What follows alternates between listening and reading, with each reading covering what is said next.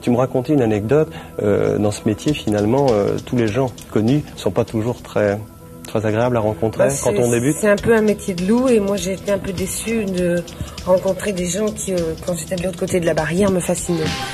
Sur les murs de ma chambre, il y a 1000 visages et j'ai fait des collages pour les rendre moins sages. Je me suis même passionnée à tout leur échanger la bouche et puis le nez. C'est vraiment à pleurer. Et Marilyn s'endort avec le nez de Bogart. James Dean a le sourire de Marilyn. Moi je me réveille avec la tête à l'envers. Je fais tout de travers. Je suis dyslexique. Lexidine. Buzy, c'est vraiment un personnage que tu as créé? Bah, au départ, c'est un personnage ou une créature? C'est une créature. Je suis une créature. Est-ce que cette créature, tu as eu envie de la tuer? Ah oui. Ah oui, je la fous à la poubelle à peu près une fois par semaine. Le personnage Buzy, la créature Buzy, elle a été au sommet de son expression conceptuelle, factuelle, avec la rencontre avec Bertrand Lepage, où là, si tu veux, le trait a été super poussé entre les cheveux, le texte, le physical sex, etc. À tout leur échanger la bouche et puis le nez. C'est vraiment à pleurer. Et Marilyn s'endort avec le nez de Bogart. James Dean a le sourire de Marilyn. Moi je me réveille avec la tête à l'envers. Je fais tout de travers. Je suis dyslexique. Lexidine. Il y a eu quelque chose quand même de très fort, hein, tout de suite avec cette chanson dyslexique, ce look un peu inattendu dans le cliché des chanteuses françaises qui étaient toutes assez classiques. Très vite, tu es consacrée aux enfants du rock. Sans doute que je correspondais à une attente. Je suis née aussi de deux artistes qui ont ouvert la porte avant que j'arrive, qui sont Bachung et Charlie Couture.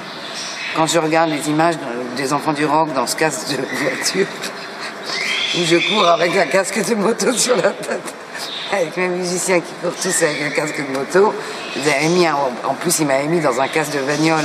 Il faisait un froid de canard. C'est Catherine Barma qui produisait ça. Et je devais jouer des chansons au piano. J'avais tellement froid que j'avais mis des gants, mais à la fin, j'avais des moufles. Parce que c'était bien, ouais, je correspondais. Il y a un côté un peu lunaire comme ça.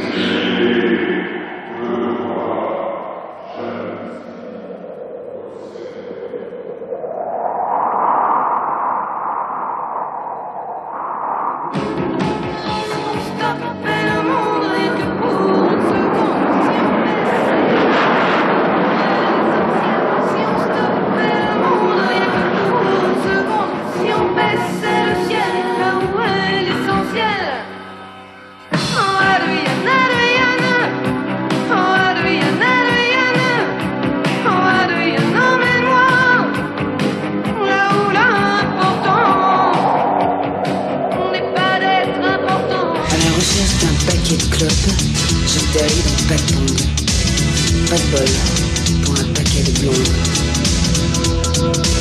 J'irai dans la zone des rayottes. La fièvre de Bangkok. Stripteaseuse asiatique, massage peu catholique. Stripteaseuse asiatique, massage peu catholique. Body, body, physical, sex and rock'n'roll. Body, body, physical, sex and rock'n'roll. Body, body, physical, sex and rock'n'roll. Body, body, physical, sex and rock'n'roll. Body, body, physical, sex and rock'n'roll. Body, body, physical, sex and rock'n'roll.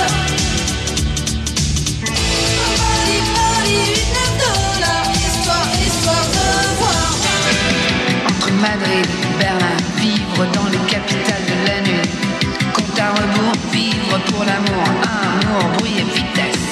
Baby, vous m'aimez bien, les morsures du destin.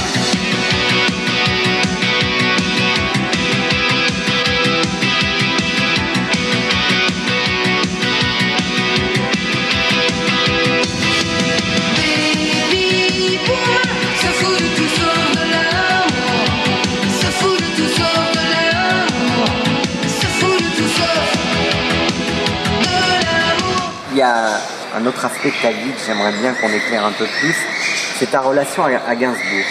Il y a une vraie relation artistique. Je lui avais présenté un texte qui s'appelait I Love You Lulu, où il s'était reconnu, alors qu'au départ, je n'avais pas du tout écrit pour lui. Faut quand même l'expliquer, ça. Donc il y a eu vraiment un malentendu, quoi. J'ai écrit ça pour un garçon qui s'appelait Lucas et que j'appelais Lulu.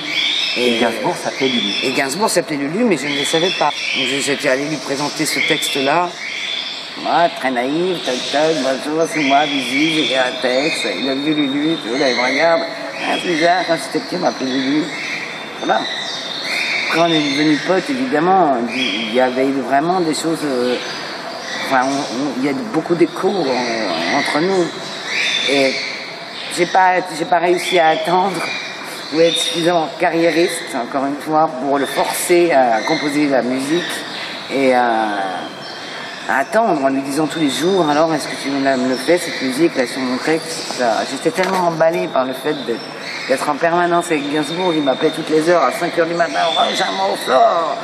J'étais tellement emballée que moi j'étais sur le piano toutes les nuits.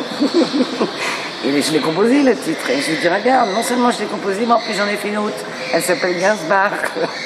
Et lui il a écouté, il a dit, ouais c'est super. Et lui j'ai dit, j'ai plus besoin de composer, mais il a été super gentil. Il a dit, moi je vais te les réaliser. Je vais venir en studio et je vais les réaliser pour toi. Et donc la collaboration artistique, elle a plus été de me filer un coup de main en studio pour les arrangements et le mixage et pour faire ma pochette de disque. Coup de bambou, coup de barre, je rencontrais Gainsbourg.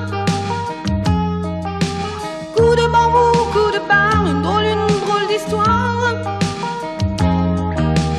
Après l'Asie, qui l'aurait cru, chez le roi des tordus. Après l'Asie, qui l'aurait cru, j'atterris convaincu. Je me suis toujours demandé, est-ce que tu aimes ta voix? Je la détestais quand j'ai commencé. Il se trouve que Jean-Louis Fouquier m'a dit, c'était ma première émission sur dyslexie, qui m'a dit, mais comment on peut réussir avec une voix pareille? Et à l'époque, je me trompais de tonalité. Je composais comme ça, je jetais mes doigts, je savais pas ce que ça voulait dire qu'une tonalité, donc c'était suraigu. Et au fur et à mesure, évidemment, des années, d'abord la voix a pris du grain, du grave. J'ai bien aidé, hein.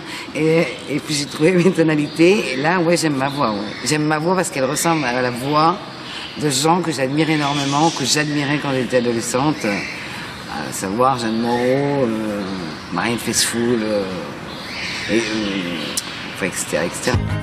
À tout l'heure échangé, la bouche et puis le nez. C'est vraiment à pleurer. La musique reste au départ, de la façon dont je l'ai commencé, quelque chose d'extrêmement ludique, un besoin d'expression émotionnelle, créative, etc. Mais ce n'est pas lié à quelque chose qui doit amener de l'argent, qui doit être rentable. Ça l'a été, tant mieux pour moi, j'ai eu beaucoup de chance, mais je ne pense pas en ces termes. Je crois que j'ai pas tant d'ambition que ça. J'ai pris longtemps que j'avais de l'ambition et je pense que Bertrand me disait, tu n'as pas assez d'ambition, Bertrand Lepage, tu es beaucoup trop hédoniste, tu es beaucoup trop, il faut toujours que tu nous fasses des plans, il faut que tu t'éclates toi, t'as qu'un mot à la bouche, j'avais qu'un seul mot à la bouche, mais il faut s'éclater, et c'est marrant, et on fait ceci, on fait cela. Jamais à se poser de questions si tout ça était rentable ou si tout ça était, bien managé par rapport à une stratégie de carrière. Je ne pense pas que je sois quelqu'un de destructeur. Je pense que je ne suis pas quelqu'un de constructeur. C'est-à-dire que j'ai tellement peur de me faire enfermer dans ces systèmes, que ce soit un système musical, que ce soit un système de couple, que je n'ai absolument jamais voulu appartenir à aucun système. J'ai un mot sacré en moi, qui est le mot liberté. Et j'ai payé tous les prix possibles et imaginables pour garder ce mot intact, comme je l'avais dans la tête quand j'étais adolescente. Sur les murs de ma chambre, il y a 1000 visages. Et j'ai fait des collages pour les rendre moins sages. Je me suis même passionnée, à tout l'heure échangé, la bouche et puis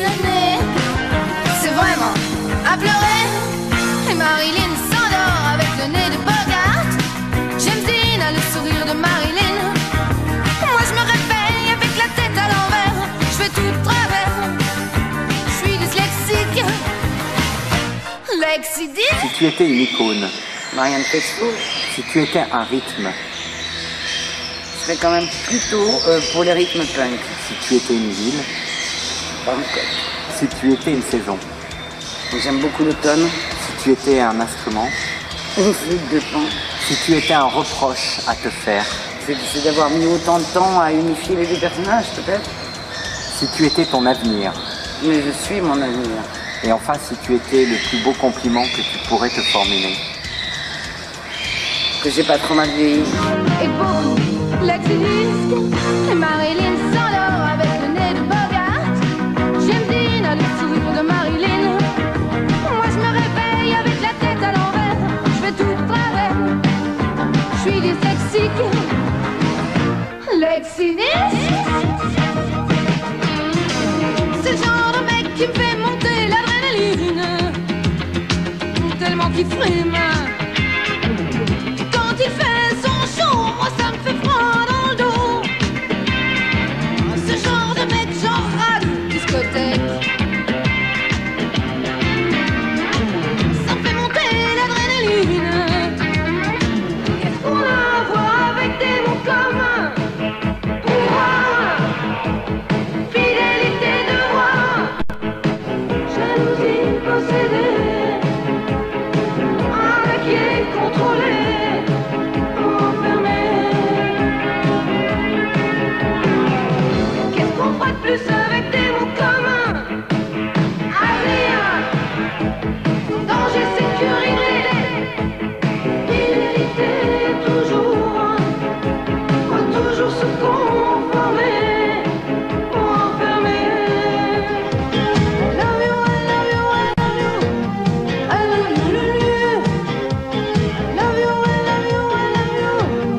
I love you, I love you, I love you, I love you.